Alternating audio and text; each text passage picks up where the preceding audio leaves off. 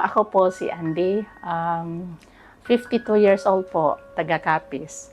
Nagtatrabaho po ako dito bilang domestic helper sa Hong Kong for 21 years. Ang trabaho ko sa Pilipinas, yung security guard po ako dati, lady guard. Okay. Sa ganong sweldo, kulang pa rin. Kung may pamilya ka, may mga anak kang pumapasok sa school. Tapos, nung huli na, nawalan ako ng trabaho. Tapos, nung nawalan na ako ng trabaho, ang ginawa ko is nagtinda-tinda na lang. Nagba-barbecue, nag-banana queue. Ganun lang ginagawa ko. Kung ano yung mabili, maibinta, ganun lang. So, sobrang hirap. Ang buhay ng isang domestic helper sa Hong Kong ay mahirap talaga. Hindi basta-basta. Actually, nakadepende yun sa naging amo. Kung anong klaseng amo yung makuha mo. Kasi mayroong among medyo hindi maganda talaga yung pagtrato sa domestic helper. Mayroon din namang amo na parang tinuturing kang pamilya. Okay, sa tinagal-tagal ko dito sa Hong Kong, ang pinakamahirap na naranasan ko dito, yung talagang yung amo ko dati. No? Yung amo talaga na sabihin natin napakalinis, no? At saka sobrang kuripot. Naranasan ko na walang pagkain. Binibigyan ako ng panis na pagkain dati. Talagang panis na. Ilang days na yan bago ibibigay sa akin yung tira-tira. Puro buto-buto na lang. Yung tinik ng isda, yun lang ang kaya nilang maibigay. Yung kanin, ilang kutsara lang yun na kanin. Talagang torture. Bakit? Wala ka nang parang hindi mo na nalalaman na may tama na yung ginagawa mo kasi sa bawat kilos mo tinitingnan. Yun talaga ang napakahirap. So, mahirap din i-cope up. Bakit? Kung lalo pa nag-uumpisa ka pa lang dito, napahirap talaga kasi number one, yung bago ka, hindi mo pa alam yung mga salita nila. Number one, yung culture shock na sinasabi. Napakasakit sa dibdib. Bakit? Iniwan mo yung pamilya mo. Di ba? Ang isip mo nandun pa sa kanila, hindi pa nakafocus dito dahil bago ka pa lang. So, ayun, plus yung sigaw ng amo, yung pagkakamali mo. Sabihin mo na. So, noong panahon na nahirapan ako dito, yung bago pa lang ako noon, actually, nakaranas talaga ako ng bagay na hindi ko akalain na nangyayari sa akin. Naging stress ako masyado or anxiety na siguro. So, naranasan ko yun na parang nandun ako sa bintana, no? Na parang akala ko panaginip lang, na binuksan ko na yung bintana, nakikita ko na yung mayroong ibon. Hindi, eroplano. Pero actually, ibon talaga yun. Eroplano, akala ko talaga yung susunduin na ako. Namalayan ko na lang, nasa taas na ako ng bintana. Na parang kalahati na ng katawan ko, nasa labas na ng bintana na yun.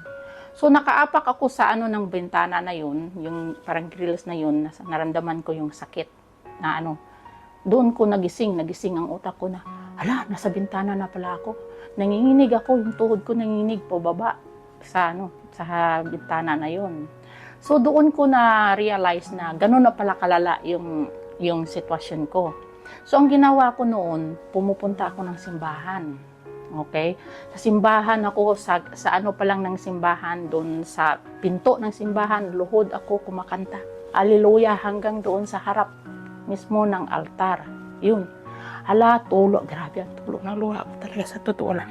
Grabe ang tulo ng luha ko dahil kumakanta, tumutulo ang luha ko dahil parang hindi ko matik talaga na ganun yung nangyayari sa akin na kailangan ko na karoon ng lakas ng loob. Yung panahon na yun sa kahirapan, talagang hindi ako bumitaw. Yung iniisip ko noon, kasi nga, kung bumitaw ako, talo talaga ako eh.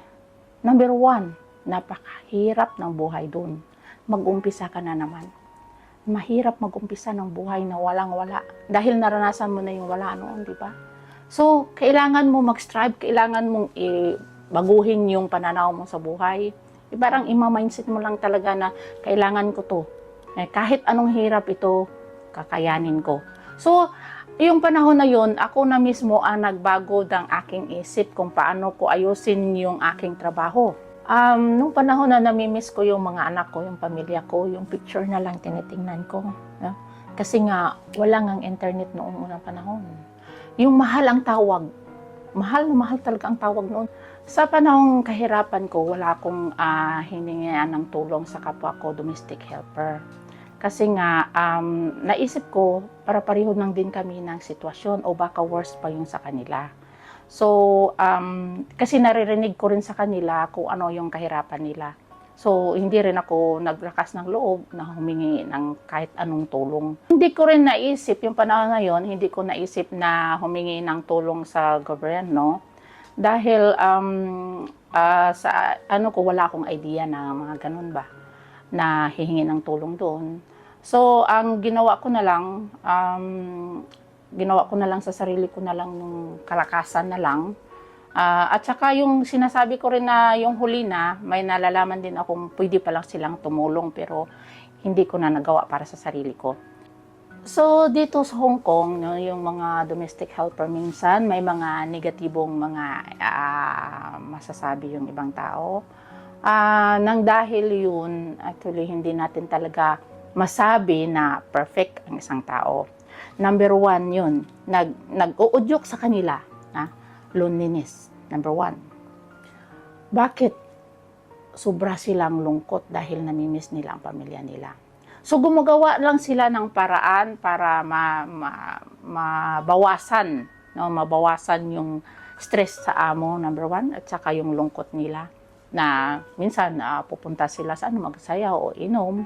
Number two, nang dahil sa sitwasyon nila minsan sa Pilipinas, sa mga kamag-anak doon, sa asawa, sa pamilya, bakit sila nang ganyan? Minsan nababaon sila sa utak. Bakit kamo? Yung dito, hindi nila naintindihan kung anong hirap na naranasan ng domestic helper. Yung mga kamag-anak naman doon, sige lang hingi. So, hindi nila napapansin pala na yung stress na binigay sa katulong sa domestic helper, sobra-sobra.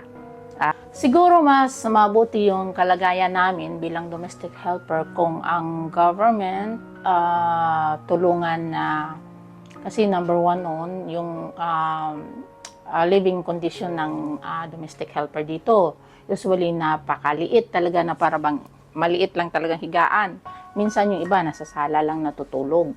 Yun lang. Yung iba naman sa likod ng sofa, mayroon pa ng ganon. So siguro kung actually na-implement na ng government dito pero hindi naman sinusunod. Siguro kung ang government natin magiging aware din sa ganitong sitwasyon, so sana naman mabigyan ng aksyon kasi hindi naman nila nilalagay doon sa kontrata kung ano na yun, nilalagay lang nila doon o share a room. O nga, share a room nga, kalahati lang ng katawan mo yung i-share mo doon. Minsan yung iba nagre-reklamo nga, yung tagilid lang ako matulog Ganun lang. So, masakit na yung katawan nila dahil sa ganung living condition. Ang number 2 doon is long hour talaga ang trabaho.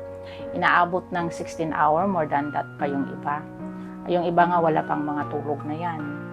So, sobra-sobra ang trabaho talaga. So, yung mga problema dito is minsan nang kulang sa tulog na. Okay? Over na sa trabaho, stress. So, yun ang nagka-problema na sa masakit ng mga katawan. Pero yung mga amo minsan walang pakialam na ipadoktor yung mga mga kasambahay nila.